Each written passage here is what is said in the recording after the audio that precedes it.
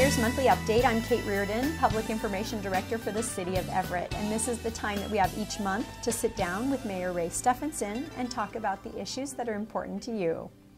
So welcome to 2013. Yeah, I love this time of year because every day it seems like we have more daylight. And I'll tell you, towards the end of December, it's pretty dark here a lot. So looking forward to spring, and we're off to a great start in 2013. Yeah, the days are getting longer, and we're heading in the right direction to Exactly. some more sunshine. Yeah. Well, we've had the opportunity recently to hear from you at the Economic Alliance meeting, your highlights for the state of the city. Yes. And we've been wanting to bring those same highlights to our audience here on the Everett channel. So today, how about you just let us know Sure. how the state of the city is? All right. Yeah, I think it's important, and I really feel that a lot of the depth of this recession that we've been struggling through, all of us, the city, private industry, all of us personally, we're beginning to see some light at the end of the tunnel, and I don't think it's a train. So that's really good news. So I want to sort of give a perspective about, first, I think, the financial health of the city, Kate. And I would really describe the financial health of the city as strong. But I want to make sure that I qualify that. It's not that we're flush with money. I mean, we are still looking at revenue at about $112 million for general government. When the economy was booming, it was 10 to 15 million more. So we've had to make adjustments, and the adjustments we've made are really what I describe as the new norm. I think the boom bust that we've seen before, we're recovering, but I think it's going to be slow. I think it's going to be more measured.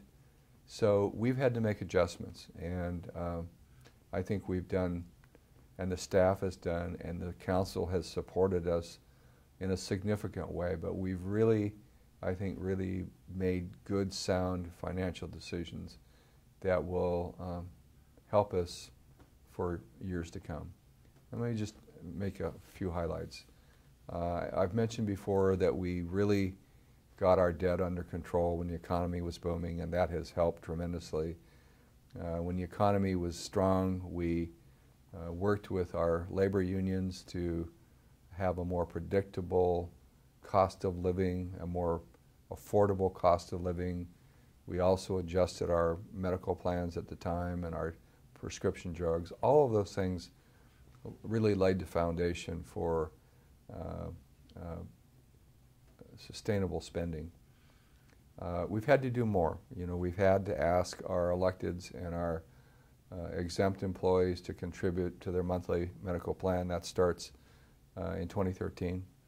I think we clearly will be negotiating each union contract with that goal in mind of having some level of contribution.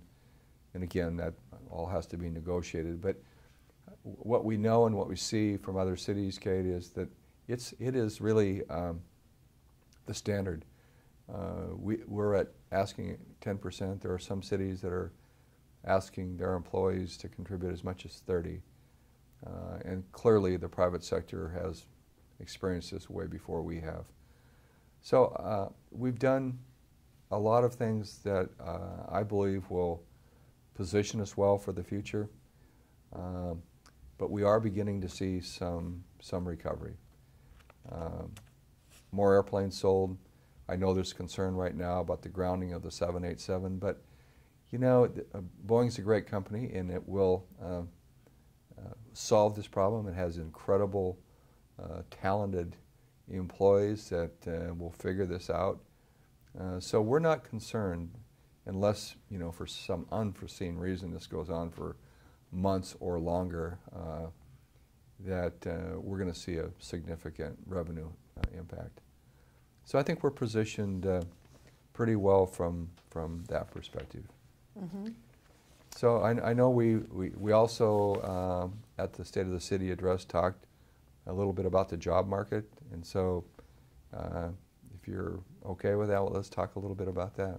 Yeah, and I know obviously in decades ago, we would certainly say that Boeing was really Everett's only game in town. Right. And now that's not really the case anymore. No, So it's not. I mean, Boeing has been in Everett since 1969 when it brought the 747, which was a real milestone in the history of the city of Everett and for Boeing. All the wide-body airplanes are manufactured and produced in Everett, which is a real sense of pride for us. But it's really stabilized our economy. The aerospace jobs now, Boeing's probably at about 35,000 employees, and probably there's another 5, maybe 8,000 of aerospace suppliers. Clearly a big part of our economy. But in 1969, it was, and not only for Everett, but for the state of Washington, when there was a downturn in aerospace, I mean, the state and the city really felt it in a significant way. But think about that since that time. Our second largest employer is now the United States Navy, and they have laid an incredible foundation of over $400 million in salaries into the local economy every year. We know that the federal government will go through downsizing and the military will be affected, but I think that effect's going to be less for the West Coast ports. I think Naval Station Everett has a great story to tell. It's a story that we'll travel to Washington, D.C. and the Pentagon in the spring to make sure that the military leaders understand and are constantly reminded of the strategic value of Naval Station Everett. We have become a regional healthcare center with Providence's expansion and Swedish to the south of us. I mean, we are now recognized as the place to go for cardiac care and cancer treatment. That just wasn't true, 10, 15, 20 years ago. So we do have a much more diverse economy, which is really terrific. And the other thing to remember, particularly in the aerospace sector, is a lot of these suppliers are not only Boeing suppliers. They supply Airbus and other companies around the world. And so they really have diversified what they do and the jobs that they support. So I think that we're in a much better place, and we've got some exciting things happening that are going to happen on the central waterfront and what the port is doing, and our riverfront properties beginning to move, and I think we're beginning to see that recovery that we all had hoped for. Mm-hmm. And we did just recently complete a great deal of work as it relates to the Central Waterfront Plan, mm-hmm. and you definitely gave some highlights about that and the future of our waterfront. Well, we dubbed this the Central Waterfront Plan, but I mean, 90% of it's the old Kimberly-Clark site or the old Scott Papers site that I knew so well, and for those of my dad's generation, Soundview, pulp and paper. We had the terrible news now over a year ago of the mill closing, 700 jobs lost, a terrible impact on those families. A real dark spot in Everett's history, I think. And despite a lot of efforts for over a year prior to that announced closure to keep that mill open, the world's changed, and particularly pulp production in the United States is just not a very cost-effective business anymore. So the world changes, and we have to deal with the results of that. And so I think quickly after sort of getting through the mourning period of those jobs lost and the impact on the local economy, we got to work over the course of 2012. I asked the council to pass a moratorium, which they did. It was first 6 months and then extended another 6 months, so the moratorium lasted a year. We had a very robust public process. Dozens of folks spoke and talked about the value of recreation of jobs, the desire to have more open space wherever that was possible. And in January, the council decided and supported the Planning Commission's recommendation, their unanimous recommendation, to maintain the value of the Deepwater Port, to keep the industrial zoning, but with some real good quality requirements for any future development.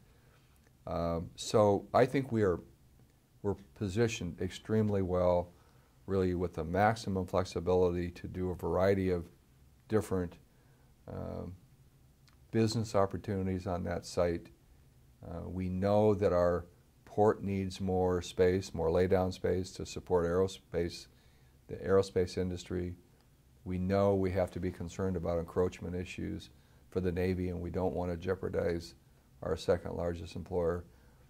We potentially could get shipbuilding or ship repair in a more robust way right in that inner harbor, which would be tremendous for the United States Navy.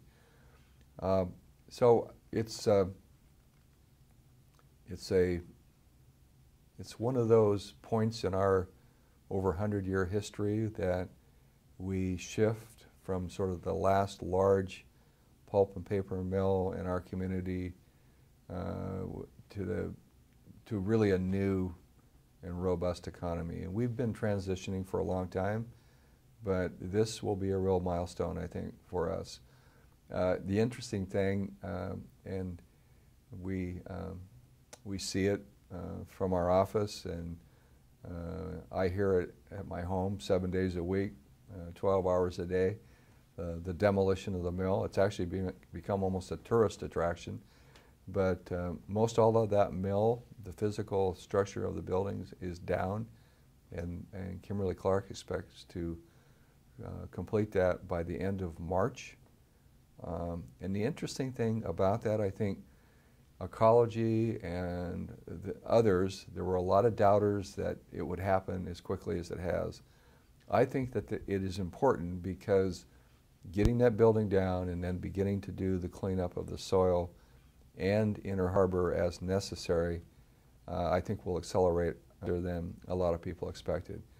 And I don't want to raise an expectation that, next year, 2014, we're going to see, a whole bunch of jobs down there. It's going to take longer. I mean, we've got a few years ahead of us, but in some communities, 10 years or longer have gone by with nothing happening in similar situations. So I think we're positioned well, and I'm excited about the future there.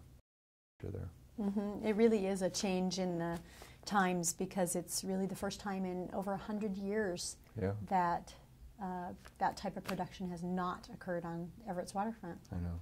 It is amazing. So we're going to take a break, and we'll be right back after this with the Mayor's Monthly Update. Owning and maintaining a home can be a challenge for many families struggling to make ends meet. But living on a tight budget doesn't mean you can't improve your home. The City of Everett offers home repair services for low to moderate income families and landlords through its Community Housing Improvement Program.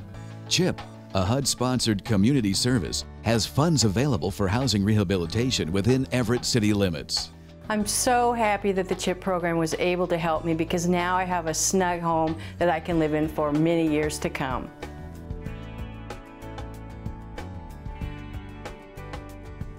For more information or to find out if you qualify, call CHIP at 425-257-8735. Welcome back to the Mayor's Monthly Update. We are just right in the middle of our conversation about waterfront development in Everett, and we're now looking on the east side of the city. I've said this before, and we clearly were impacted by the downturn in the economy.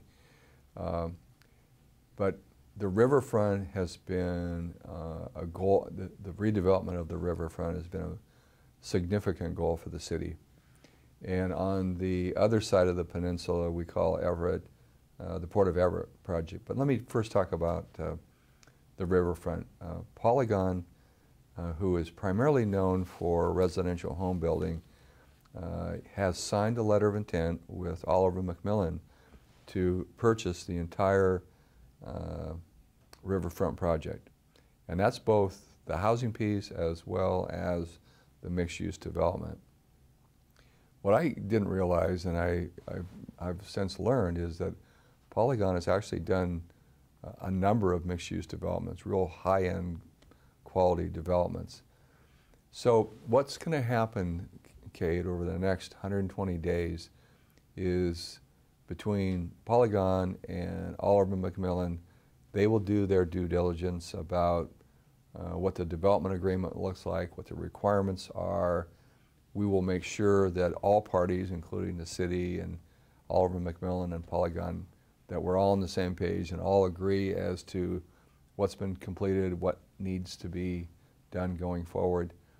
All of the high quality design standards and expectations that were there for Oliver Macmillan will follow any new buyer. So if Polygon in 120 days decides, yes, we're going to acquire this property, everything that all the safeguards we put in that agreement, and potentially more, will be included. So I think that's very good news relative to that development. So what is anticipated by sometime in 2014, Polygon will begin to do the residential development. And this will be a mix of housing types and some very specific design standards and quality required. They can do up to 50% of that residential development. They can build up to 50%. And then the requirement to invest and build a spine road into the commercial site kicks in and will be required. We want to make sure that there are safeguards in place, that we don't simply get the housing and have any buyer, in this case potentially Polygon, walk away and say, well, sorry, we're not going to do the mixed-use development. So we're going to be very careful to make sure we exert the qualifications in there that we can within the law. But I think we're finally going to see some movement there, and I'm going to be really excited. It's a great location, wonderful living on the river, close to a major intersection, and then to have a real unique shopping and mixed-use experience right next door is going to be terrific. So that's you know, a project that City of Everett really developed, and again, we've got two private property owners who have the responsibility to determine whether a purchase and sale agreement will make sense. So we'll see, but it does look very positive. On the other side of the peninsula, the Port of Everett, after all of their efforts around Port Gardner Wharf, brought a group of community leaders together and said, you know, times have changed. This project probably cannot accommodate and support 600 condominiums. Let's look at a new vision. And they've begun to describe a vision that has residential living, has some great lifestyle investments, restaurants, more open space, but also some mixed use of business on that site. And so I really applaud them for realizing that we're in a different place and time, and they had to adjust to that, so I'm encouraged by that. Mm-hmm. Yeah, so waterfronts are in our future. Yeah.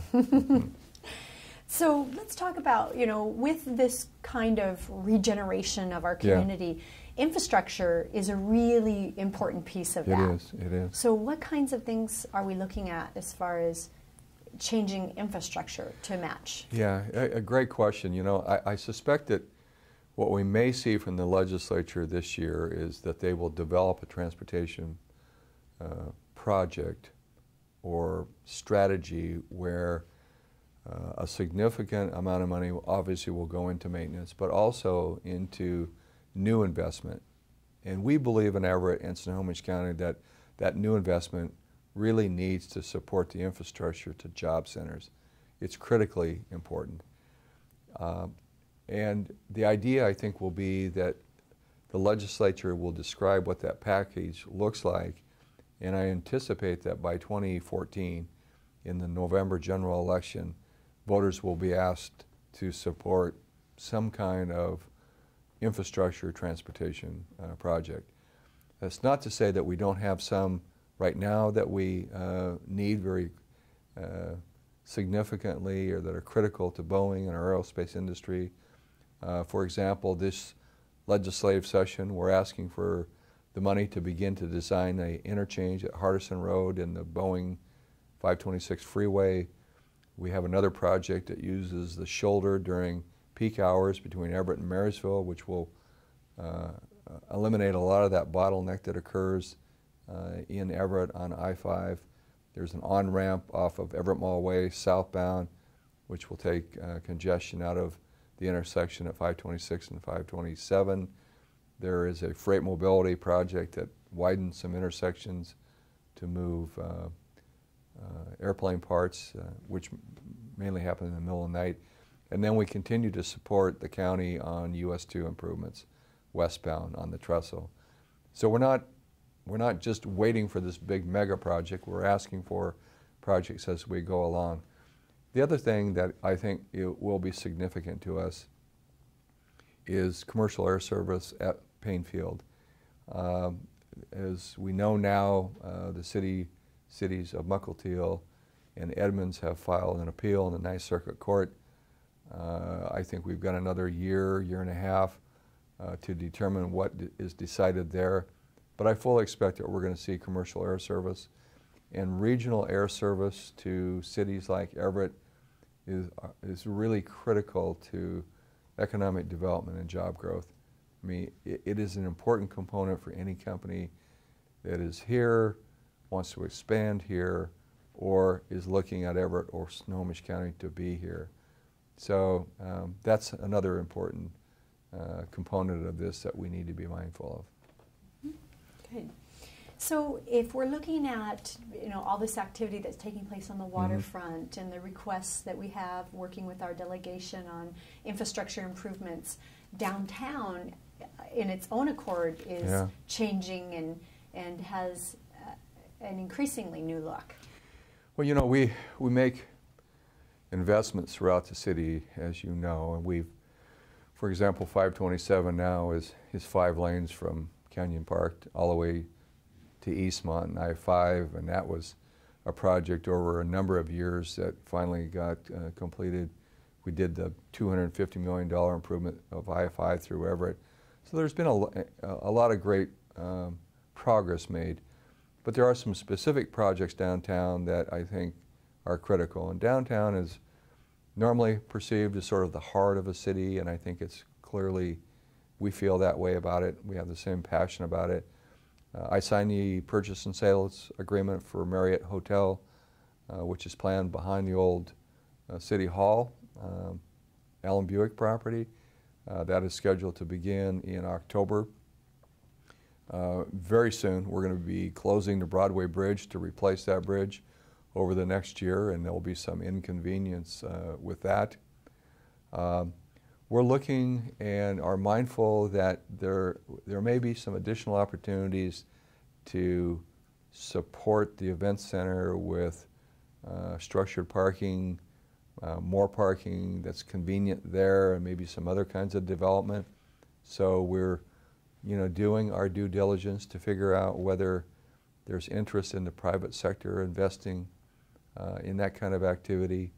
So there's just a whole lot going on. Our municipal court, phase 1 is done, phase 2 will be done before the year is out, and we'll be celebrating with a ribbon cutting there, and that's been an important investment.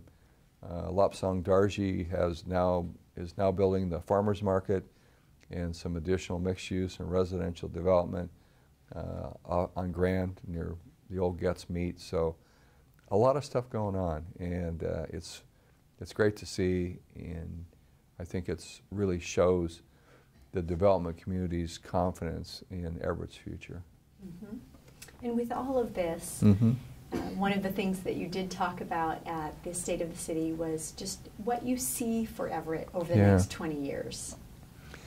Well, we're a city of 100,000, Kate, and I was thinking back about this. When I was on the city council in the 80s, we were half that size. We were about 50,000.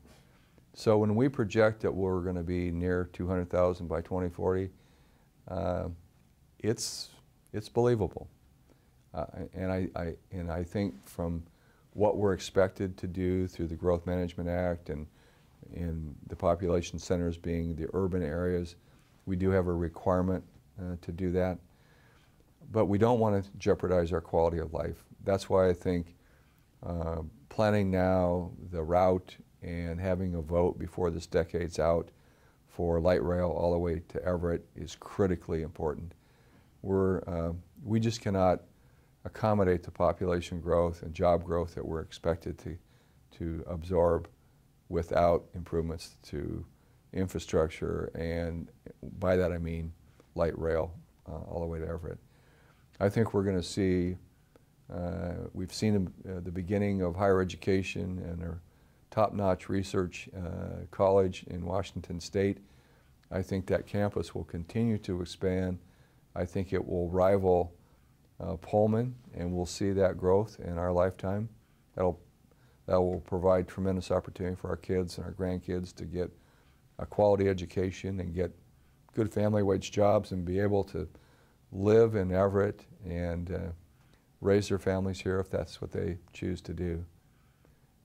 And with an improving economy, we can add to the quality of life amenities that we have. We've got opportunities to expand our South Everett Library. I want to see that done in the next 5 years.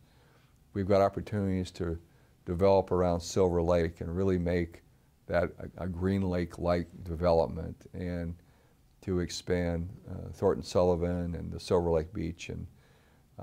But you know, all of that takes an improving economy. It takes more jobs.